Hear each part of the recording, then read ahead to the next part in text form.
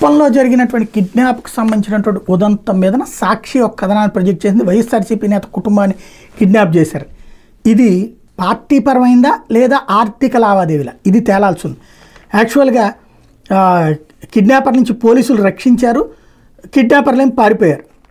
పెదకురబలపల్లిలోని వైఎస్ఆర్సీపీకి చెందిన మాజీ సర్పంచ్ గోవిందప్ప కుటుంబాన్ని గురువారం రాత్రి కొందరు గుర్తెలియని వ్యక్తులు కిడ్నాప్ చేశారు.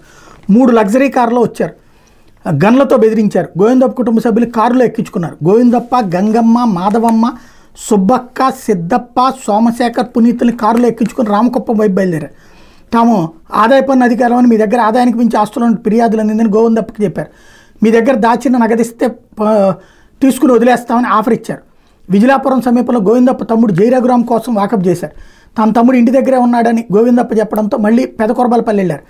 అక్కడ జయరఘురామ్ లేకపోవడంతో కాలం రామకుప్పం వైపు తీసుకెళ్లారు. రామకుప్పంలోనే వైఎస్ఆర్సీ సర్కిల్లో బీట్ విధులు నిర్వర్తిస్తున్నటువంటి కానిస్టేబుల్ని గమనించిన అగంతకులు కుటుంబం మొత్తాన్ని ఆసుపత్రికి తీసుకెళ్తున్నట్టు పోలీసులకు చెప్పాలని బాధితులను బెదిరించారు. ముందు 2 కార్లను ఆపిన పోలీసులకి బాధితులు ఆ విధంగా అని చెప్పారు. అయినా అనుమానించిన పోలీసులు అందరినీ కిందకి దించి ప్రశ్నించారు. ఈ నేపథ్యంలో 2 కార్లోని కిడ్నాపర్లు పరారయ్యారు.